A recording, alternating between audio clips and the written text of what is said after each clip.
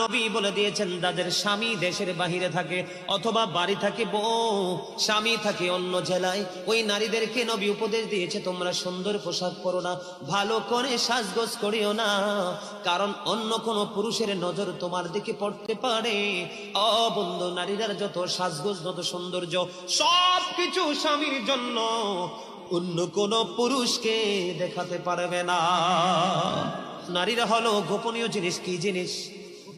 গোপনীয় জিনিস। তারা থাকবে পর্দার ভিতরে, ঘর থেকে বের হলেও পর্দা নিয়ে বের হবে। যখন মহিলারা পর্দার বাহিরে চলে আসে গো, আমার নবী বলেছেন শয়তান তখন তাদেরকে দেখে উকি ঝুঁকি দেয়। মহিলারা যখন বন্ধু পর্দার বাইরে যায় দর্শনের শিকার হয়। কথা বলে না?